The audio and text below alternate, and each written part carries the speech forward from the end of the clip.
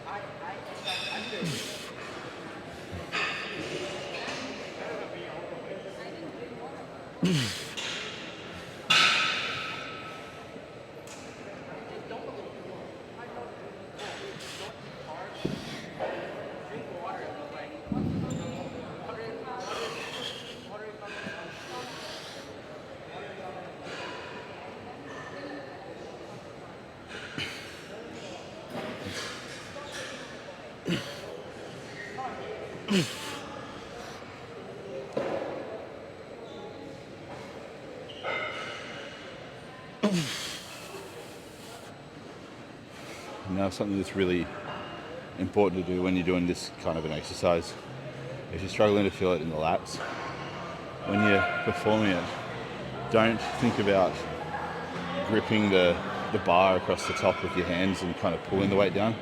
Instead, think about forcing the weight down with your elbows and the underside of your upper arm. So like the tricep, the meaty part of your tricep. Think about driving that down and behind you, kind of like in an arcing motion.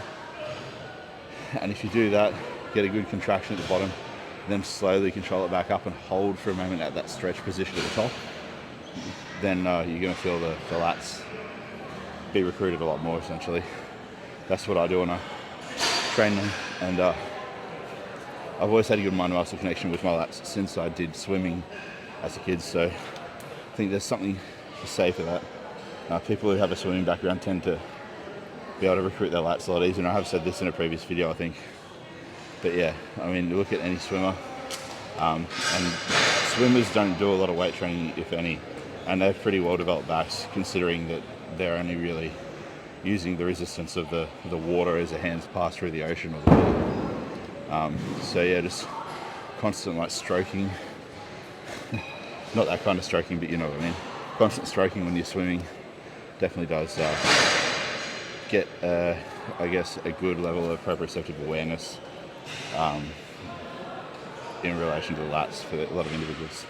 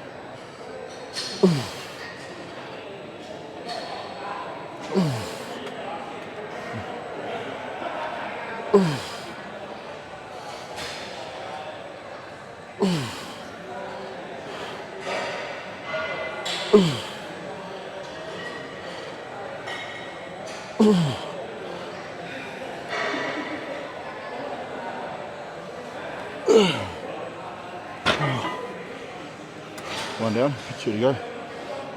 When I do these, I really try to focus on doing a bit of an oblique crunch to the side that I'm working, because that not only allows me to get a better, stronger contraction at the bottom of each rep, but also a deeper stretch at the top of each rep, because I'm taking the attachment points of the lat further away from each other, if that makes sense. And then because I'm crunching down like this, as I contract, I'm bringing those points closer to each other too, so better contraction, better stretch.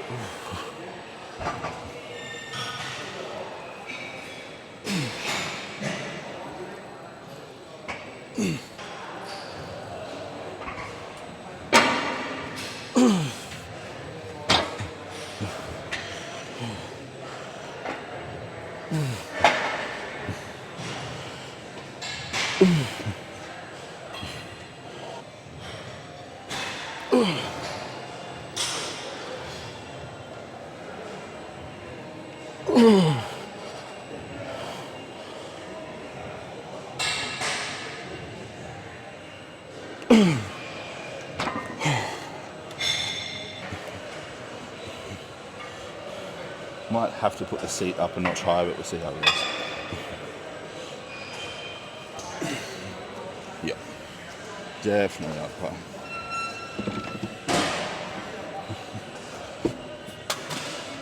Short torso problems.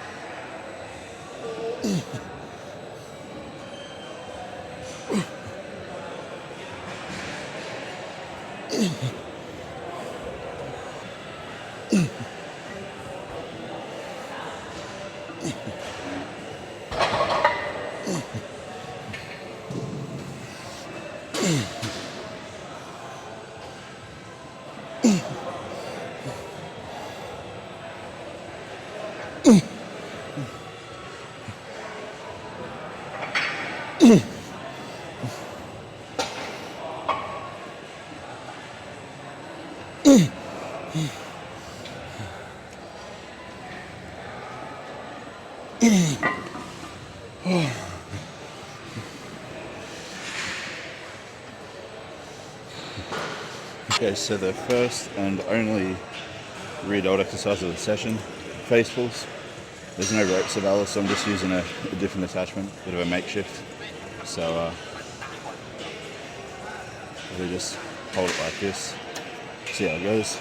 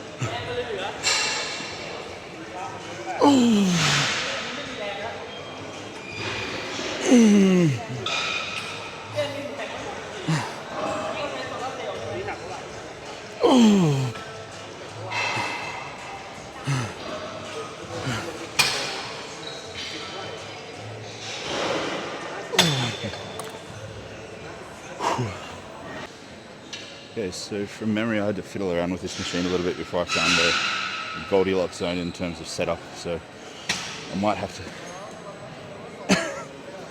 to play around with this a little bit more to, yeah, let's say it's way too high. Just play around with it to find that right setup. Let's try that.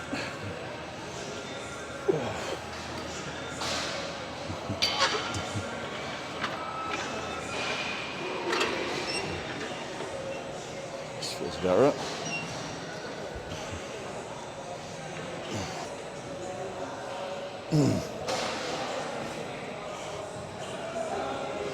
Ooh.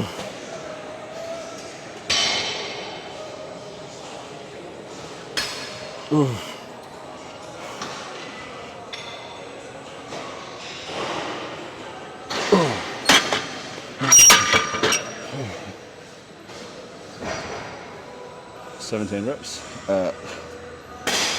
35 kilo, so have to match that on every single one of the following sets. I got 2 more, and then it's on to Bayesian curls. It's kind of like a good alternative to incline dumbbell curls. If you want to have a little bit more control over how much of a stretch or how much shoulder extension you're able to achieve at the shoulder joint, you can simply adjust it by stepping further away or stepping closer towards the cables. And so it allows you to do a mechanical drop set too, which is pretty handy.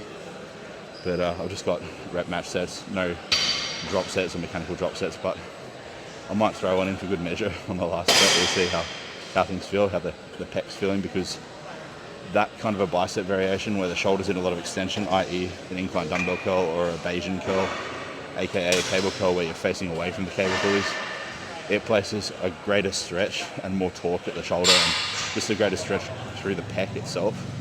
So provided my recently torn pec feels up for it, I'll do a mechanical drop set maybe.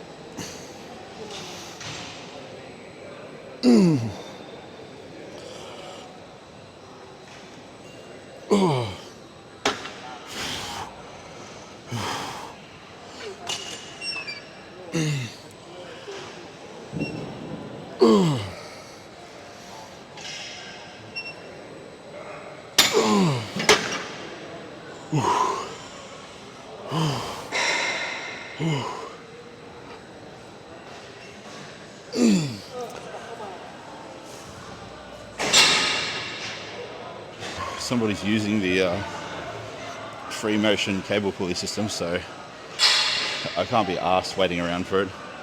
And incline dumbbell curls are just a little bit too much for me at the minute with the chest. So I'm going to try out this Life Fitness biceps curl machine. Hopefully it's not a piece of shit. But I wouldn't imagine it to be, because if it was, it wouldn't be in this gym.